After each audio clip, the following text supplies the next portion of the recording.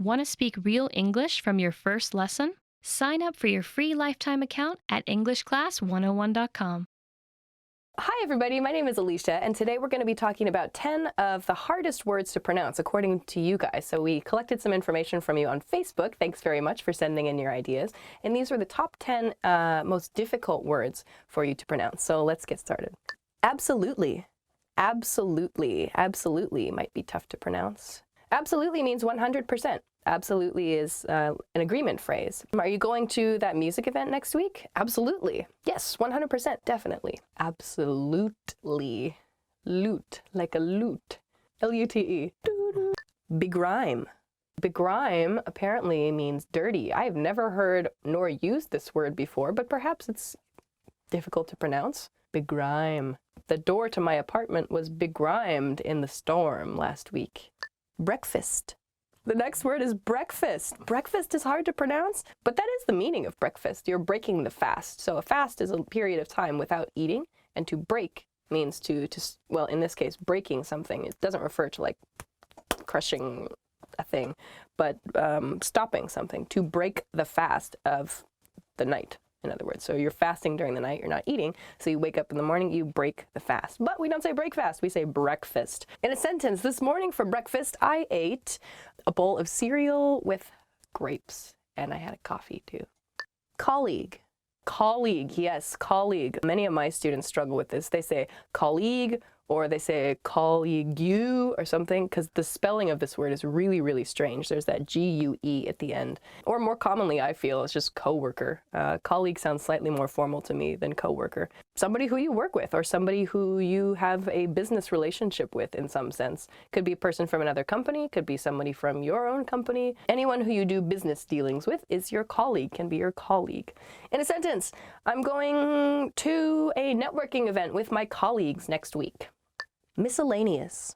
That M-I-S-C, miscellaneous. It's just the spelling, I think, maybe is confusing for this word, miscellaneous. Miscellaneous just means other stuff, or just other uncategorized stuff. I keep a lot of miscellaneous items in a drawer in my house. Maybe they don't really fit into one category, like it's not kitchen things, it's not clothing. It's just sort of a mixture of things, miscellaneous things. Negotiation. The next word is negotiation. Negotiation, yeah, there are two T's in this, but neither T is a hard T. They're both very soft, that sh sound, because they're followed by the I and another vowel, the she, a negotiation. Negotiation refers to a compromise between two people. You're trying to make a decision and you negotiate. In this case, that's the noun form, negotiation. Business negotiations continued for more than a month with this important deal. Realm. Realm, I see why this one's hard. It's that realm part, the realm. It's a weird word, isn't it? It's used to talk about just like the kind of a fantasy world is sort of the nuance of this phrase, the realm. In a sentence, let us go to the realm where the elves live and eat their bread. Unfortunately. The next word is unfortunately. Unfortunately. Unfortunately. It just means too bad. You can use this to start bad news, for example, like unfortunately I can't come to work today because I'm sick, or unfortunately I broke my arm at the basketball game last week, or unfortunately my haircut is bad. Vocabulary. Vocabulary. Vocabulary. Vocabulary. Vocabulary. Vocabulary. Vocabulary just refers to the words in a language. My vocabulary in my second language is really, really low. I need a bigger vocabulary so that I can express myself more clearly. World. World. Ah, I see why this one's hard. World, world, hard to pronounce. That R-L-D, I think, together is tough. Plus that W at the beginning as well. It's such a short word, but you have to say so many weird things at the same time. World. Your tongue is going blah, blah, like this. In a sentence, I have traveled all over the world, and the best food is in my stomach. That's the end. So those were 10 hard to pronounce words. Give them a try slowly at first and just kind of try to work up to saying it at a more natural speed, if you like. Thank you so much for sharing your opinions with us on Facebook. And please make sure to subscribe to our channel so that you don't miss out on any of this fun information. So thanks again for watching today, and we'll see you again next time. Bye! You don't need new shoes, you need new feet. Hi everybody, my name is Alicia, and today we're going to be talking about 10 phrases that you always want to hear. So let's begin. You win. The first phrase is you win. You win. If you hear the phrase you win, it means you have won something. You are probably going to receive something for free. Woo! That's a very happy thing, right? You want to get free things. Congratulations! You win a car! Yay! Here are the keys to your new car. Great, thank you! I brought you something special. This is exciting to hear because it means this little something special is like, oh, I thought only of you, so I brought you this. I brought you something special. Really? Thank you. I miss you. I miss you. I miss you is nice. You can use this with your friends, your family members, your partner, whoever. I miss you shows that you want to meet the other person. Probably you haven't seen them as much as you would like to, so you can say, I miss you. I miss you. Call your husband or wife or boyfriend, girlfriend, whoever on the phone. Maybe you haven't seen them for a long time. You can say, I miss you. I miss you too. Take a break. I'll do the cleaning today.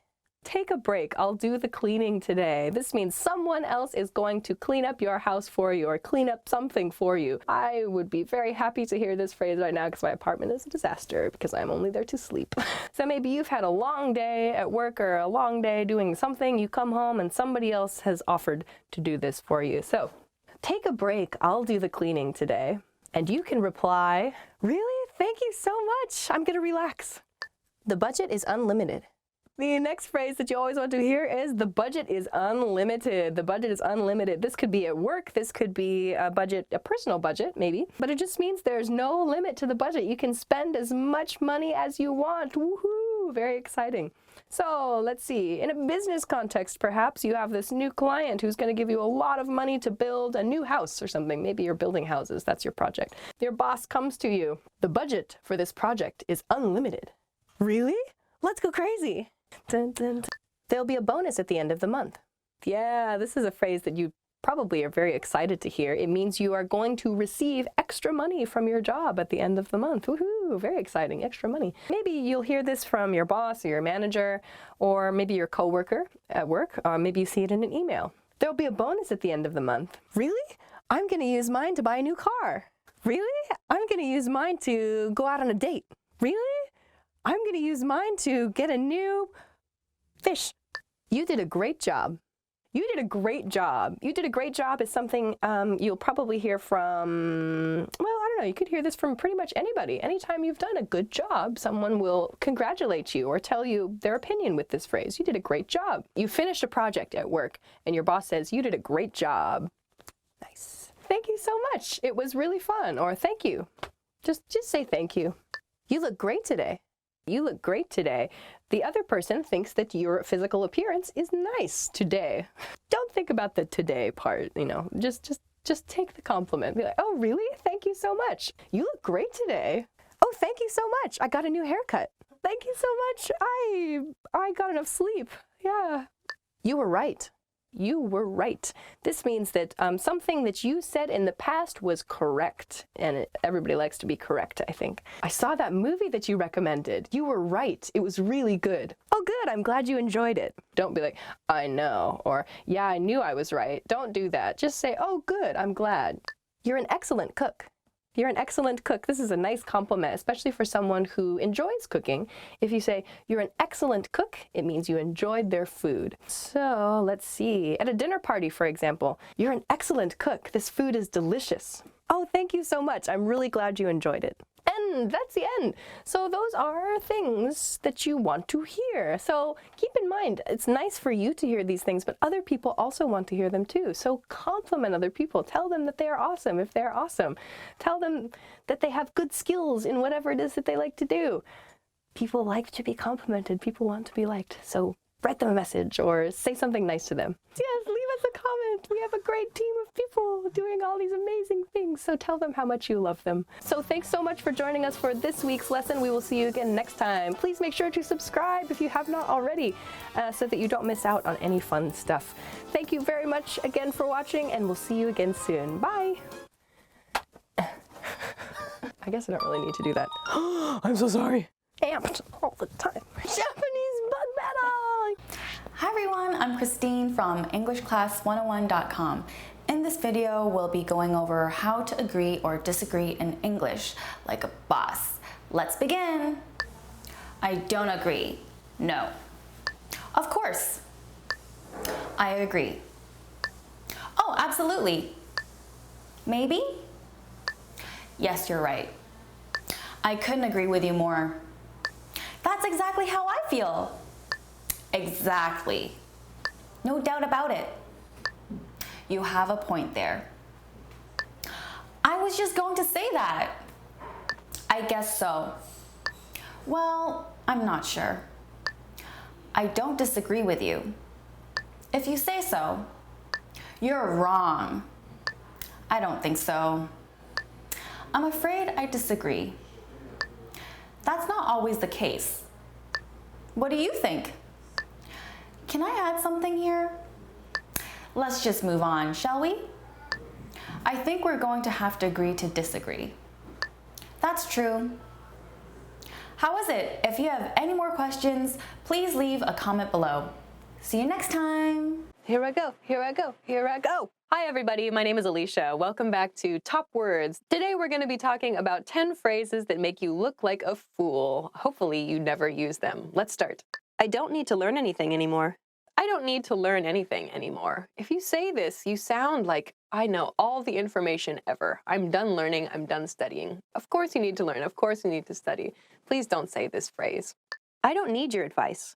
I don't need your advice. I don't need your advice. You sound like you don't appreciate what they're saying. You sound like you don't want to hear anything from them. I really think that you need to be studying more. I'm concerned about your grades, Jeff. I don't need your advice, Mom. I know everything. I know everything. This is awful. Nobody wants to hear you say this because it's just not true. Are you ready for the test next week, Steve? Yeah, I'm good. I know everything. No, you don't. I'm not ready to learn English. I'm not ready to learn English. You can study anything at any time, pretty much. I really think that you should start studying English before your trip to America next year. No, I don't think I'm ready to start learning English. See how stupid that sounds?もういいよ. 英語いらないよ. I'm right and you're wrong. I'm right and you're wrong. You sound awful when you say this. Nobody likes to hear that they've made a mistake and that you're happy about that. That's what the nuance of this phrase is. I'm right, you're wrong. Don't say this phrase unless you're very, very close with the other person and you know that it's okay to joke together. I'm right, you're wrong. It's too hard. Don't even try. It's too hard, don't even try. This sounds like you're giving up before you've even started doing something. If you don't try, you never know.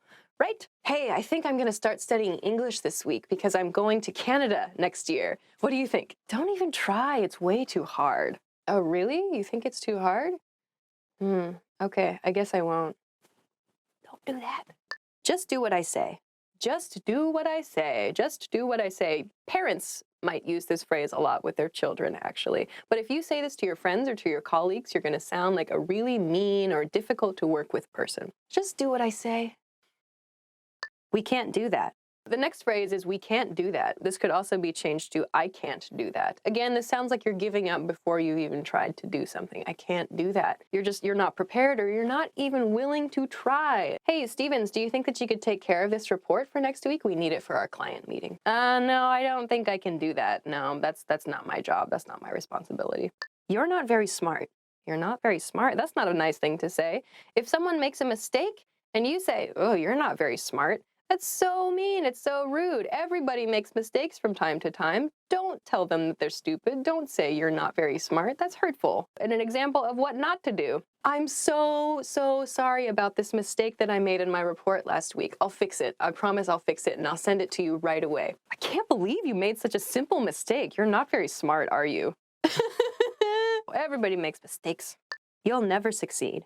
You'll never succeed. You'll never succeed. This is a phrase that shows you're not supporting the other person, and maybe you're even trying to hold them back. How awful is that? Who would say that? Don't say that. And I hope no one ever says this to you. I'm going to join a marathon race next summer. I can't wait. A marathon? You're never going to succeed with that. Do you know how hard those are? Have you even started training? Well, no, but I think I can do it. I just need a few months and, I need to take care of myself and work hard. No way. There's no way that you can do that. It's not possible. Oh, you really think so? I was so looking forward to it, too. Thank goodness that's the end. Oh my gosh, those were some sad phrases. I hope that nobody says those phrases to you, but I hope also that you don't use these phrases with other people because they're hurtful, really. Try to be positive. So thanks very much for joining us for this lesson, and we will see you again soon. Bye.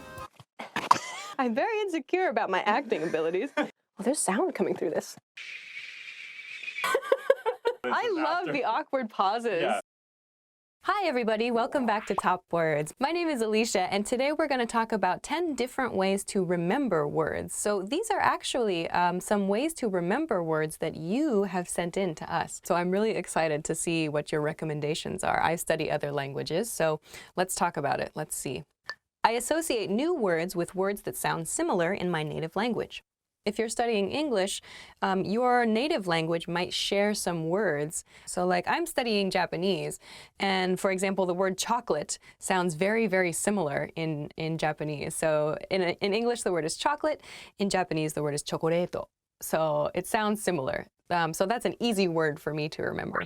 I learn about the roots of words and how different words are related to each other. Many words in English have roots in very, very old languages like Latin. So a word like omniscient, for example, can be broken down into maybe two parts. The omni meaning all or everything, and scient, the scient part, relates to knowledge or knowing. So together the word means all-knowing, omniscient. Maybe you can guess the meaning even if it's the first time you've seen the word. Okay. I listen to songs and memorize the lyrics. This is also a common way to help kids learn things, too, through songs. Opposite of b plus or minus the square root, b squared minus 4ac all over 2a. It's a quadratic function equation. Because it's a song, it's still in my head. Thank you, Mrs. Syme. I often watch TV or YouTube videos that are designed for young children. That's how children in the native language learn, so it's a great tool for you. Don't be embarrassed to do that. I do that. In English, we have Dora the Explorer, we have Sesame Street. I speak as often as possible with native speakers. A native speaker can go, that's a strange thing that you're saying. So there are a lot of small factors that you can't get unless you're speaking with a native speaker. So this is a really, really great tip. If you're interested in doing this with us, we have on EnglishClass101.com a special subscription, which is called the elite level of subscription, where you get to actually study with one of our teachers here. So if you don't have somebody that you can study with now, that might be a way to do it. Please check that out if you're interested. I try to use the language routinely in the context of daily life. When you're alone, just doing stuff at home, like making breakfast or cooking or doing the laundry, if you use the language just to say like, now I'm going to, I don't know, cut vegetables, or, oh, I need to do laundry later today, or thinking about your appointment, whatever. Another good example is really, I put my phone into my target language. You're telling little stories when you're having conversations with people, so get used to telling yourself the story. I use repetition, reading, writing, and speaking words over and over again. Keep repeating in your studies, even if it feels like, you're not making any progress, you are. Just the act of doing that repetition can be helpful for you. If a football player never throws a football, he's not going to be able to throw it very well, is he? You have to repeat, repeat, repeat. And then when you're faced with the actual situation where you need to throw the football, you need to use that vocabulary word, you're ready. You already know how to say the word. So yes, repeat. It's good. I try to think in English, so it becomes natural to my thought process. I do this. I think about what I need to do. I think about what I have done. I think about what I'm going to do. And so in that way, you can practice past tense, future tense, and present tense. Recently, this has been happening to me. I've started dreaming in Japanese from time to time, or I dream bilingually. It's exciting, I think. I try to use the word in a simple sentence, so I learn whole phrases, not just individual words. Yes, this is a huge tip. So vocabulary is important, of course. If you don't know a key word, you might miss the meaning of something. But Context is important too. So there might be two words which seem very similar, like big and large, for example. But when should I use large? When should I use big? Like if you're clothes shopping and you say, do you have this in a big size? It might not be the correct way to use the word. Instead, do you have this in a large size is the correct phrase. So learning how to use the correct vocabulary word at the correct time is important. And you can do that through studying sentences and phrases instead of just vocabulary. This is why reading is important, I feel. Reading as much as possible, especially the newspaper, helps me to remember words. When I was a kid, I just read everything. I was so into reading. I loved it. And I think that it actually helped my language skills improve, even in my native language. Again, at first, it's really hard to do, and you might have to use a dictionary a lot. But you'll learn gradually more natural speaking patterns, more natural writing patterns too, which will help you to sound more natural when you speak. And maybe it can help your listening skills too, when you can listen for those patterns that you see in textbooks, that you see in newspapers, in novels, whatever. It's a great tool, reading. And thank goodness, that's the end. So those are 10 tips that you can use to remember new words and new phrases. Try them out. I'm going to be doing my best with my target language. I hope that you do too.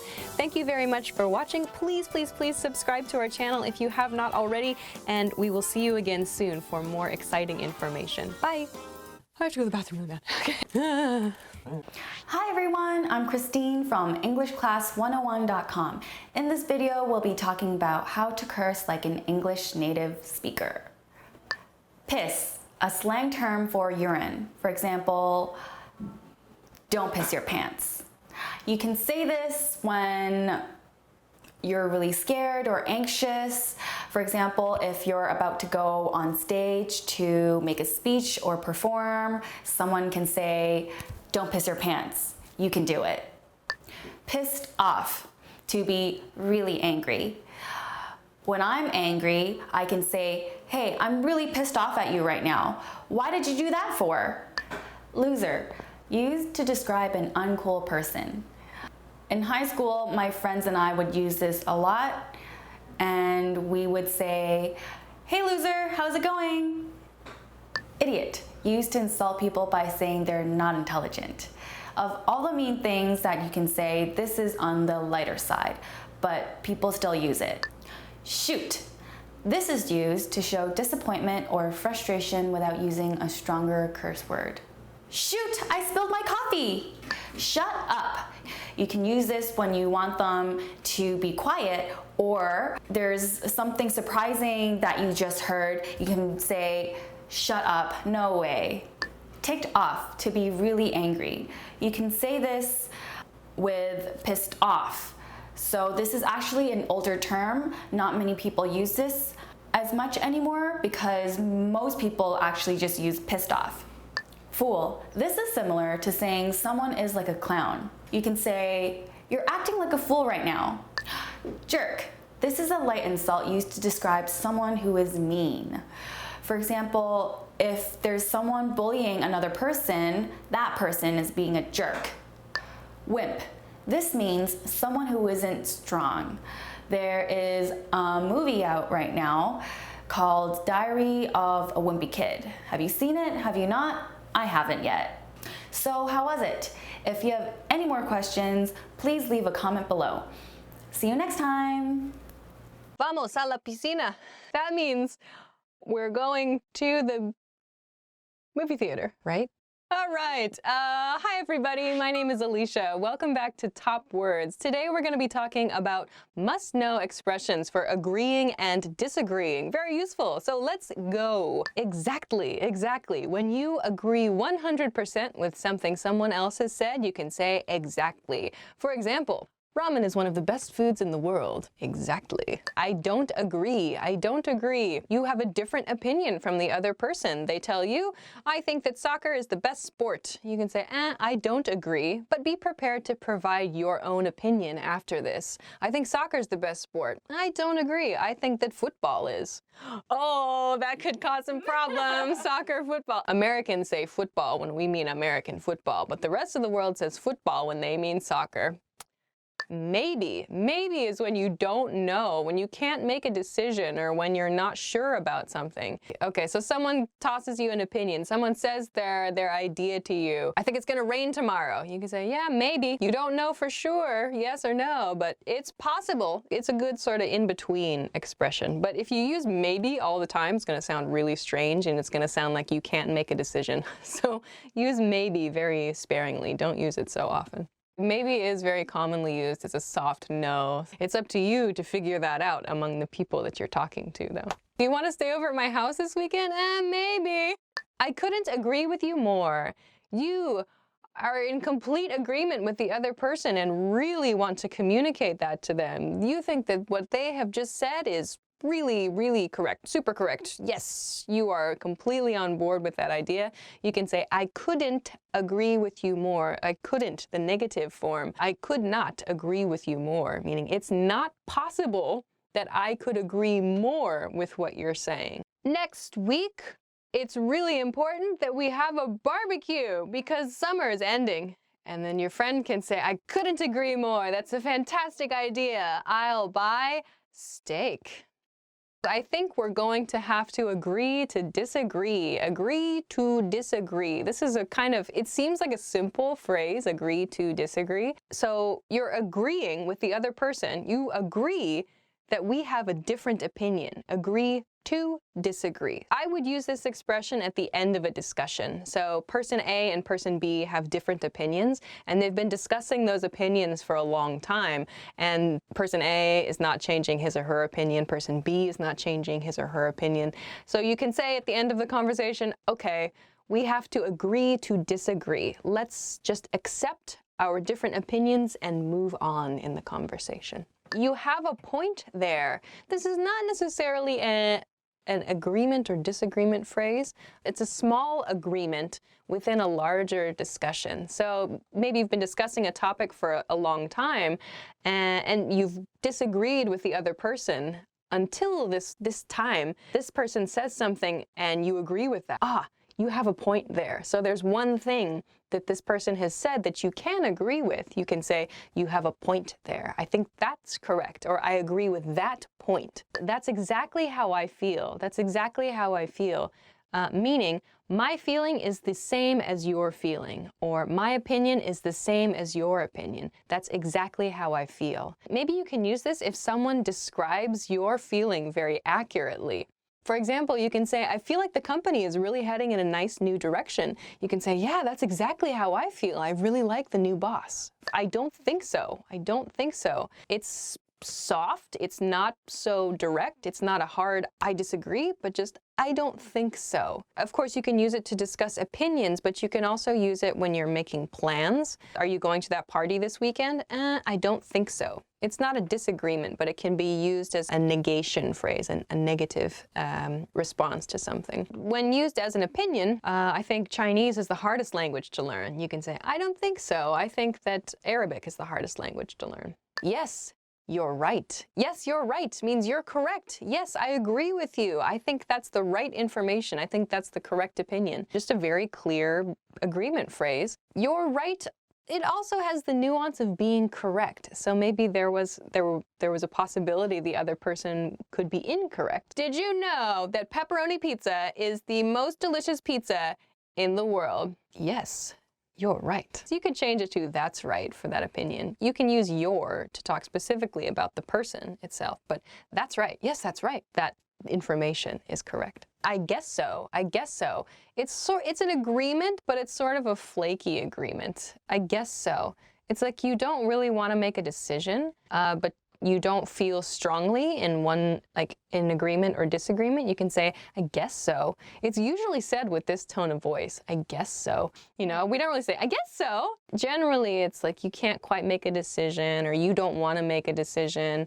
You can say, I guess so. Hey, we're going to go for Chinese food for dinner tonight. Do you want to come? Yeah, I guess so. You don't feel strongly either way. I guess so.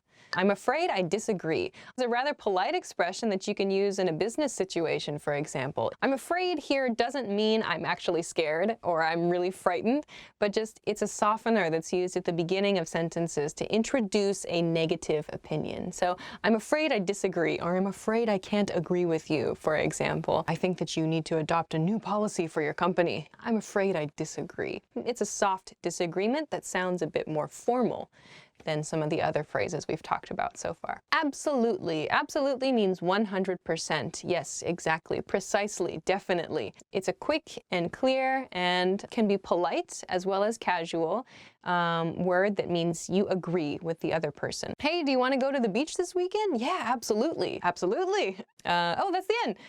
So those are some phrases that you can use to agree and disagree with other people. There are a lot of them, and you can kind of mix and match them as you see fit.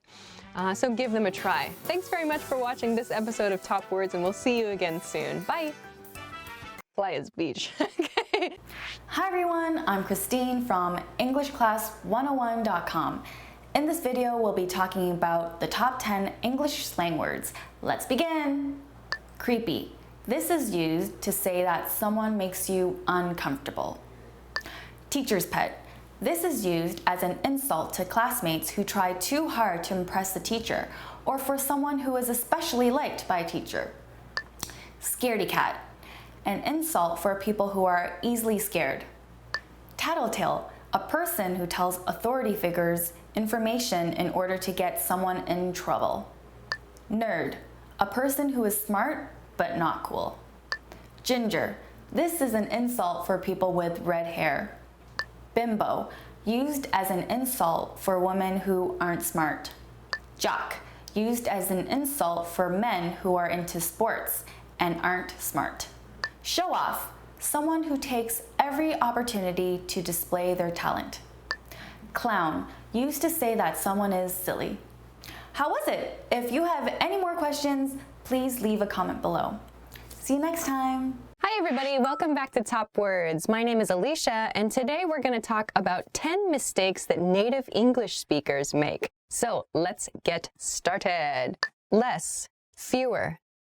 Okay, so the first mistake that native speakers make is they confuse less and fewer. Less and fewer are very similarly used. However, there's a key grammar difference between them. We use the word less to refer to uncountable nouns, a quantity of uncountable nouns. We use fewer for countable nouns. So for example, to use fewer, I could say, I made fewer mistakes on this test than I did on the last one. And to use less, I could say, I made less money last year than I did this year. So when you want to make a comparison with a countable noun, when you want to talk about a smaller quantity of something or smaller amount of something, with a countable noun, you should use fewer. If you're talking about an uncountable noun, you should use less. So please be careful. Less and fewer. Less uncountable, fewer countable. Your. The next pair is actually a spelling-related mistake. It's your and your. So Y-O-U-R and Y-O-U''R-E. Your is the possessive, like something that belongs to you is yours, your item. Y-O-U''R-E is the contracted form of you are. You are great. You are funny. You are tired, for example. Native speakers often make spelling mistakes because these two words sound the same, but actually they're grammatically different. So, another example sentence. Your performance was really great. My parents think you're great. My parents think you're great. So here we have the apostrophe R-E, your. So please be careful. Native speakers often make this spelling mistake. There. Okay, so the next mistake that many native speakers make is, again, a spelling-related mistake. It's with the three types of there. There's there, as in over there, a location. There's their, T-H-E-I-R, the possessive form, something belonging to them. and T-H-E-Y apostrophe R-E, the contracted form of they are. Native speakers often make spelling mistakes with these three words because they sound the same. There, there, there. They all sound the same, but in terms of grammar, they have different functions. So, in an interesting sentence, you could say, they're in their car over there, or they're over there in their car. Oh, so we can use all of these words in the same sentence, but in order to correctly express the meaning, we need to make sure the spelling is correct too. It's. The next mistake that many native speakers make is a punctuation mistake, usually. The difference here is between it's with an apostrophe and it's without an apostrophe. So the word it's with an apostrophe can be the contracted form of it is or it has, depending on the sentence. It's with no apostrophe just means the possessive form of something.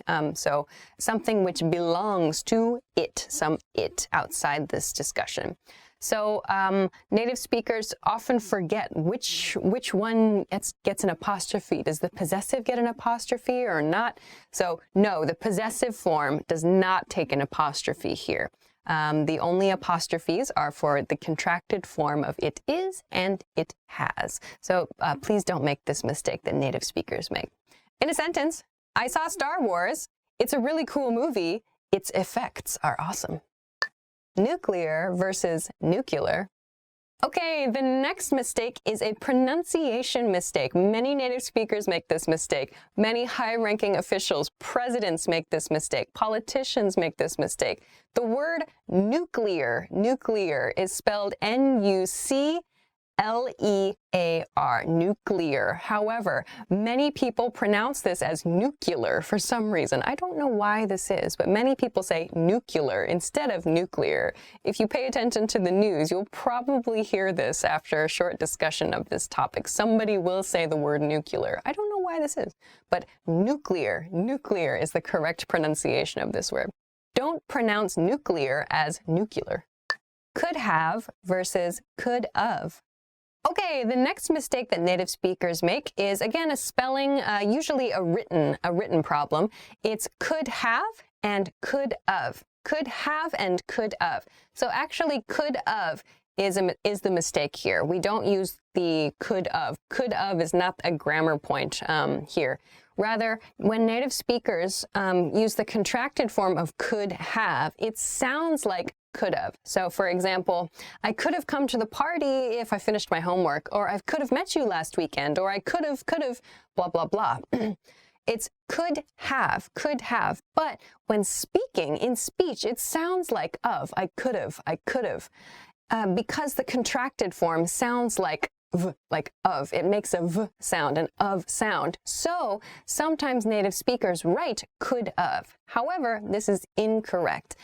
We should write could have if you want to use the expanded, the regular form instead of the contracted form. So could have should be used instead of could of. Could of is a mistake. Please use could have instead.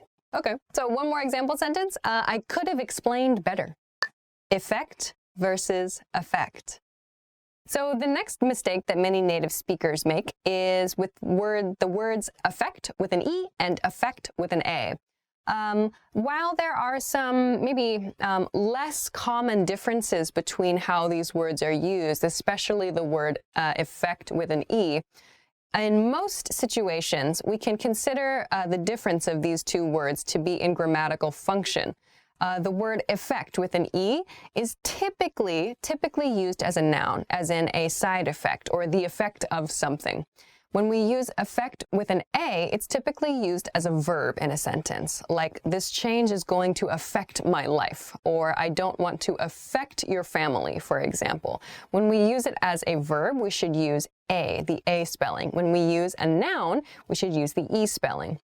Yes, there are some situations where effect with an E is used as a verb. It's in, let's see, for example, in situations where we want to explain a change occurring or something which causes a change. We say to effect change, meaning causing something or in order to do something. But again, that use is not as common as what I talked about before, the noun and the verb differentiation of these two. So if you like, you can look more into that. But in general, consider E as your noun form of effect and A as your verb form of effect. Example sentences. The drug had a strong effect. The drug affected my body. There's a lot of. So the next mistake that people make is they begin a sentence with there's, there is, the contracted form of there is. They say there's a lot of, and then they complete the statement with the plural form of a noun, like there's a lot of people in here, or there's a lot of blah, blah, blahs, like cookies in the kitchen. The problem here is that we're beginning the sentence with there's, there is, the singular form, there is. So that means that the noun that follows that phrase also needs to be in the singular. There is a something. We can't use the plural form here. So many native speakers, maybe they don't think about the next part of the sentence, and they begin their sentence with there's something, something, something. This is a very common mistake, actually. If you're using the plural form of a noun, you need to use there are instead. There are a lot of people in the room. There are a lot of cookies in the kitchen, for example. So think about plural noun and the plural form of is or are in the singular as well. So this is a very common one. Be careful of that. Vague use of pronouns. The next one is a huge problem in writing. So people are sometimes very vague. Vague means unclear about using like pronouns, him or her or he or she, especially in cases where there might be many people involved in a situation. So if, for example, I say, he gave the book to her after he finished reading it, it's like, how many people are involved in this situation? I said he gave the book to her after he finished reading it. There are two he's in that sentence. Are they the same person? We don't know. So it can be very important to identify all the actors in a sentence or in a paragraph to prevent confusion. So if it is a situation like that where I say something like, he gave the book to her after he finished it, but there are two different men involved in that sentence, I might say like, Mike gave her the book after Gary finished it, for example. Or if it's Mike the whole way through, I could say, Mike gave Mary the book once he had finished reading it, for example. We could change the sentence slightly if we really want to make it clear.